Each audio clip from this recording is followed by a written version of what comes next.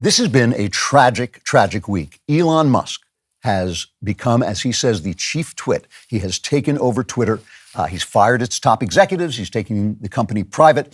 He sent out a tweet saying, "Free the bird," which we all hope means he will allow true villainous reprobates, people who should be in prison like Jordan Peterson and the Babylon Bee, who dare to make that Babylon Bee is the second funniest site on the internet. They're the second funniest people on the internet. And, obviously making jokes about the left-wing agenda is as criminal as it can be. And it's a tragic thing that they might be no longer censored. And even the former president of the United States may be able to speak his mind on Twitter, Donald Trump. And that is something, instead of enforcing the ideas of the elite by silencing everybody else, this is just a terrible, terrible thing. And the left is taking it very hard.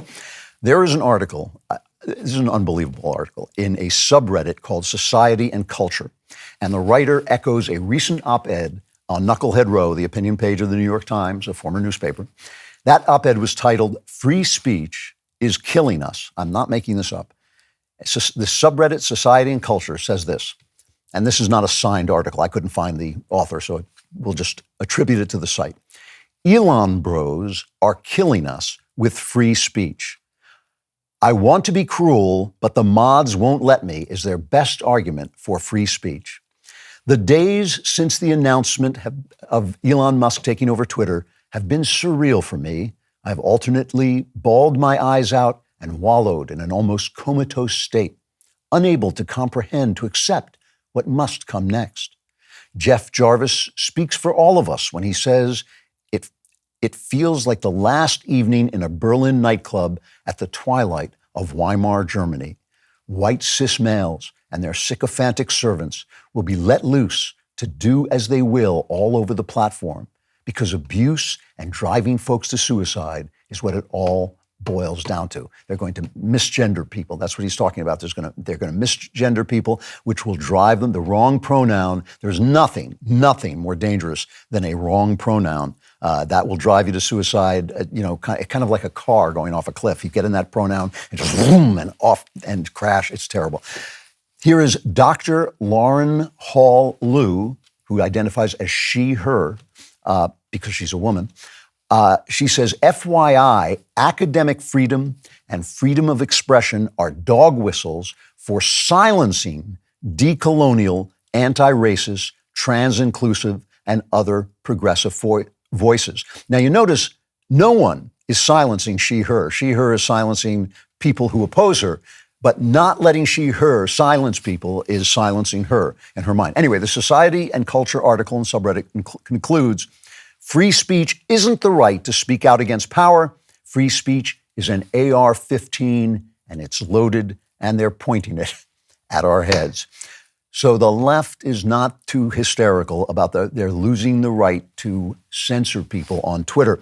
And the tragedy is, that the left thought its lies had this magic power that would transform reality into what they said it was.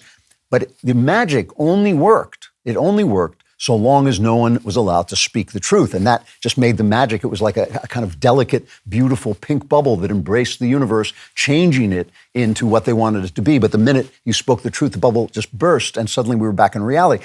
Before the tragedy, this is sad. Before Elon took over Twitter, a man could become a woman simply by writing "trans women are women" 5 times in capital letters with exclamation points after it. It was like a spell. It was like a magic. It was amazing. It was amazing. But now, disenchanted reality, we're all living in this disenchanted reality because of Elon, where a guy like Rachel Levine, who wears a dress, will just look kind of silly because he's a guy wearing a dress.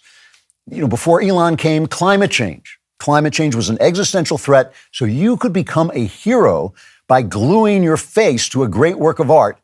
Even if you had never contributed a single thing to human thriving or cultural beauty, that would make you a hero. But now that the magic is broken, the weather will just go on changing as it has from the beginning of time. And we human beings will have to deal with it perfectly by using the massive amounts of wealth we've accrued from, oil-driven capitalism. And climate activists who glue their noses to works of art will just become useless schmucks who destroy beautiful things for no reason whatsoever. Before Elon, the vaccines were effective in blocking disease transmission, and the pandemic was over, except for the fact that you had to stay indoors and wear a mask to keep everyone safe because the vaccines weren't effective in blocking disease transmission. See, the tragic thing about Twitter after Elon is that people will now be allowed to speak this simple truth without fear, and all the capital letters in the world won't be enough to magic the left's lies into reality. My heart is breaking.